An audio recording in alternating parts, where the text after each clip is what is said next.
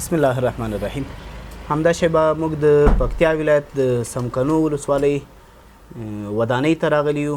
دلته د اسلامي امارت له لوري د دغې ولسوالۍ لپاره جهادي مسؤل یا ولسوال قاري صاحب سره ناست یو تر څو د دغې ولسوالۍ د وضعیت په اړه له قاري صاحب محترم څخه وپوښتو. محترم قاري صاحب، که په لومړي سر کې د الیمارا سټوډیو همکارانو همدارنګه د دغې سټوډیو لیدونکو او اوریدونکو ته خپل ځان را معرفي کوي، د اسلامي امارت په تشکیل کې تاسو څه دنده او څه مسؤلیت لرئ؟ نحمده ونصلي على رسوله الكريم، اما بعد فاعوذ بالله من الشیطان الرجیم. بسم الله الرحمن الرحیم. اول ستاسو اسلامي امارت د فرهنګي چارو مسؤلینو ته ښه راغلاست وایو. الله تعالی هر کله راوله په خیر راسئ. زما نوم قاري صاحب جنرال ګل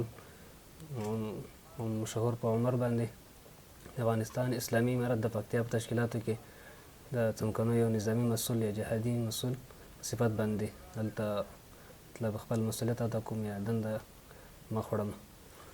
قاري صاحب محترم، که د دغې ولسوالۍ د نیولو په اړه راته ووایئ، دغه ولسوالۍ څنګه د تاسو لاس ته ولوېدله او له څو ورځو مخکې دغه ولسوالۍ د تاسو لاس ته لوېدلې ده؟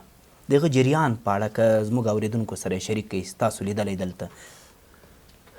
دومره بوایم چې افغانستان اسلامي امارت د پکتیا ولایت دپاره عمومي مسؤل حاجي صاحب حمزه چې د پکتیا والي ده، هغه د هدایتو مطابق نو موږ خپل عملیات ډېر ګړندي روان کړل چې په اول قدم کې د پکتیا ولایت د میرزکي ولسوالۍ فتح شوله، دوم قدم کې پکتیا ولایت د ځاځي ولسوالۍ فتح شوله، دریم قدم کې د جانخیل د لجې ولسوالۍ فتح شوله.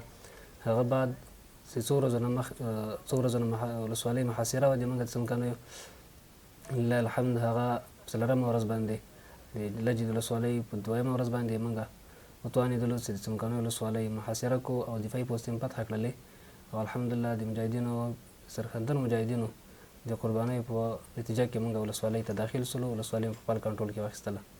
لکه څنګه چې تاسو وویل، په دغه ولایت کې د ځاځي اریوب ولسوالۍ، د میرزکي ولسوالۍ، لجه منګل ولسوالۍ، احمد خیل ولسوالۍ، ځاځي اریوب ولسوالۍ، جاني خیل ولسوالۍ، ډنډي پټان ولسوالۍ، شهرینه ولسوالۍ، دغه ټولې ولسوالۍ ستاسو لاس ته ولوېدلې.